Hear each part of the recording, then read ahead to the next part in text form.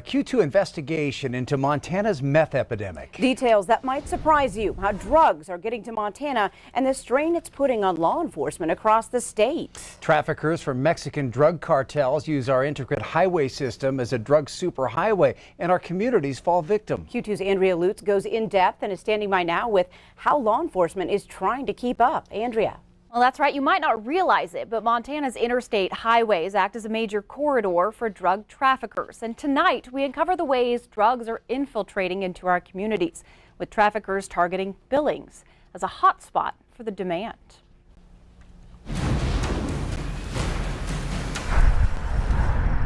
Interstate 90, a lifeline for Montana. This artery pumps millions of dollars of commerce into our state. It keeps our economy open for business, but also leaves Montana exposed. So we know that almost all methamphetamine comes from Mexico.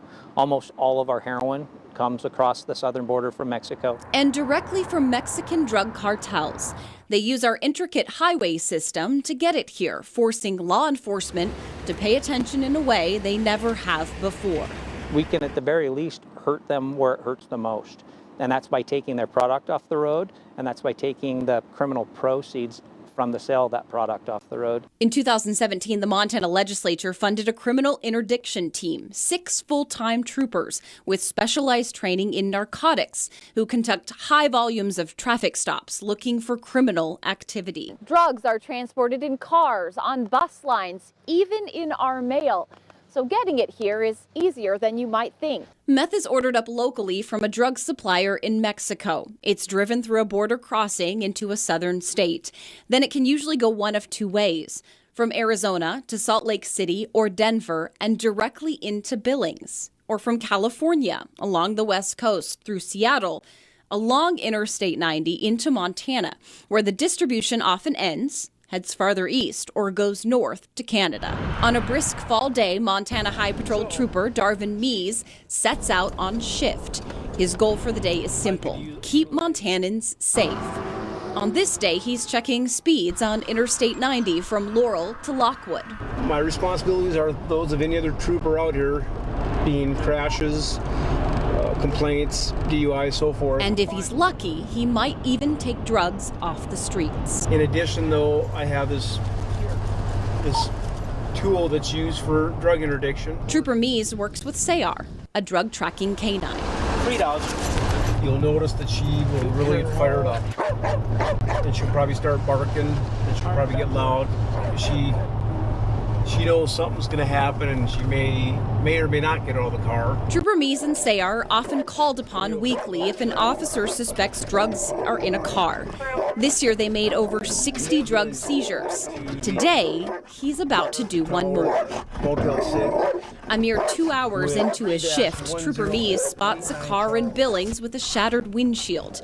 He makes a traffic stop, and soon backup arrives. Jumped out at all of us was that windshield when it went by us. With only a glance in the windows, he sees drug paraphernalia scattered in the car. Because the occupants allowed Trooper Mees to search, this time Sayar wasn't needed. There was Q-tips and cotton balls for filter, foil with burn marks, lots of foil, and brand new foil. And we end up with 3 addicts and a low-level dealer. I mean, and it's, that was at what time in the afternoon? However, like many Montana law enforcement officers, he's forced with a tough decision. The Yellowstone County Jail is full. Only violent offenders allowed, which means the drugs are seized and the occupants are free to go. The next best thing is to get them a court date, get them in front of a judge at some point here in the near future, and hopefully that'll get them down the road to maybe drug court. These drugs are likely from a Mexican cartel. They're next admitted into evidence to build a case. Scales, foil, scoops, 7 grams of methamphetamine. Just so crystal white. Even heroin. Yeah, that's what they were calling it. Chocolate, yep. Now, at least, it's off the streets. And along with using our interstates to bring drugs to Montana, we are also learning that traffickers are also getting pretty creative at ways to avert law enforcement as they bring it here. We are going to dive into part 2 of Montana's super drug highway tomorrow night. Russ and Janelle. Here tonight in our investigation into meth in Montana, Billings police revealed drug trafficker secrets. A close look at how criminals smuggle large quantities of methamphetamine from Mexico to Montana. The drug that's impacting the entire state and in Billings has driven up violent crime 75%. Now that's because police say drug dealers are bringing meth and heroin into our state by the carloads. Here's Andrea Lutz with more on our drug superhighway investigation. Switches in hidden compartments are often found by police when they stop a massive drug load traveling on our interstate highways. But as fast as law enforcement can take down these loads, traffickers are already creating new ways to smuggle drugs in. Methamphetamine. It's being distributed in large quantities to Montana, and it's driven here. Mexican cartels use our interstate system as a drug superhighway. An increased level of violence. Lieutenant Brandon Woolley with the Billings Police Department sees it all too well. It's coming straight out of Mexico. So you're getting high purities, 98, 99% pure methamphetamine. Violent crimes statewide have increased 34%. In Billings, meth-driven crimes have increased by 75%. For over 2 years, Woolley led the Eastern Montana High-Intensity Drug Task Force. His goal? To dismantle drug organizations. We've done search warrants in literally every neighborhood in this community. You know, in neighborhoods that, you would go and you'd see, a couple $1 million homes. The drug scene in Montana has significantly changed. Years ago, meth was manufactured in homes, but state law cracked down on homegrown labs. Now, a call is made to Mexico and the distribution line begins. It's supply and demand. And on the demand side, you have the addicts, you have the drive, you have the desire or the need for the drug. And then on the supply side, you have the manufacturing. And then you have the distribution hubs, you have the traffickers to get it to place. In Billings, drug seizures exceed any other in our state. Billings has always had a pretty healthy appetite for meth. But the Eastern Montana Drug Task Force is making progress in taking down drug operations. Just this year alone, to date, there are over 120 pounds of methamphetamine and over $600,000 in bulk cash seizures. Still, violent crimes continue to plague the city, meaning there's more work to be done. We're seeing an increase despite all of our efforts. That's because traffickers have gotten incredibly creative in finding ways to avert law enforcement. What looks like an ordinary car sitting in this Billings tow truck yard is one example. So during our searches, our guys are looking for anomalies, things that are unusual. But the first thing that kind of popped out in this circumstance was a trunk release switch. Traffickers using a combination of multiple switches only activated in sequence to trigger a drug compartment to open. In this particular vehicle, there was another aftermarket hidden switch underneath of the dash. And then when our guys did it, I think there was some type of use of either like a blinker or the heater gauge going all the way over. If this vehicle was pulled over and there's a roadside search, if an officer's going through quickly, not taking his time, he probably would likely miss this. Drugs were hidden in the cavity of this car, under the seats extending from the dash all the way to the trunk. Enough to get several pounds of drugs. And this particular vehicle was used to cross the border into Mexico and come back up to Montana, likely several times. Traffickers using Montana's interstate to make illegal profits off our community. Here we are on that corridor, 1, 2, we do have kind of a large rate of, some lower income that ends up turning to the drug use, whether it be for mental health care because they're self-medicating or just the drug itself. Montana's first lines of defense in the meth epidemic are police force. They know they have their work cut out for them. You look at all of our violent crimes, most of our homicides are methamphetamine related. Majority of our officer-involved shootings, methamphetamine related. And if you were able to, in a magic world, carve that out, I think you would have a lot less problems. The Eastern Montana High-Intensity Drug Task Force was recently awarded for their work in taking down and dismantling drug cartel activity here in Montana, but their work still continues. And tomorrow, in the final part of our Drug Superhighway series, we hear from a Billings woman who spent many precious years of her life addicted to meth. Tonight, Q2's Andrea Lutz brings us the final story in an investigative series on meth. She joins us now with more. Andrea? That's right, Russ. Tonight, an in-depth look at the victims of meth. All week, we have showed you how traffickers are using creative ways to bring drugs into Montana in secret vehicle compartments, and how law enforcement are training themselves to actually stop it. But tonight, a Billings woman uncovers what's at stake when addiction takes over.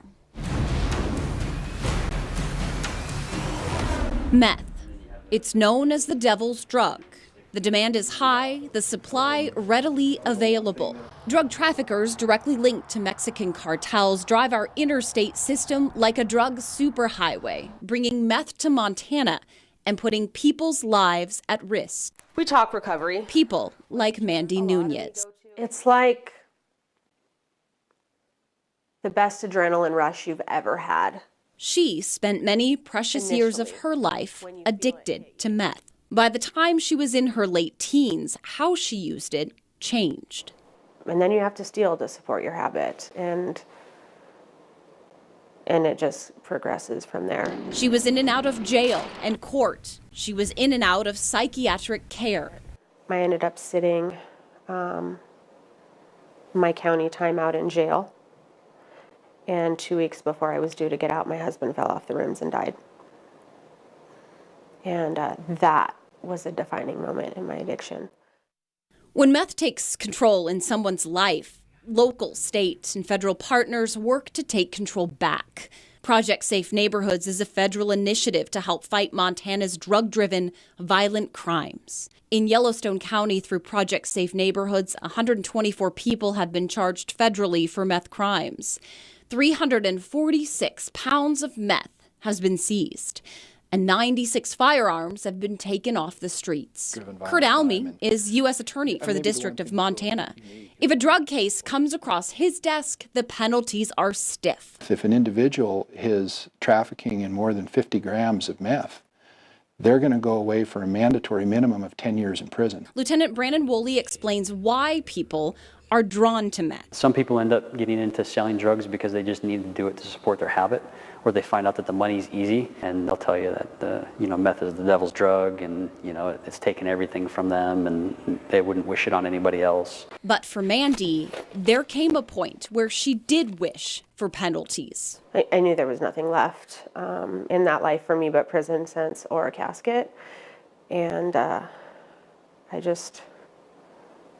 knew that I had to do something different. She summarizes the end of her addiction as a changing moment. It was the only time that I've ever been arrested when it was like a relief.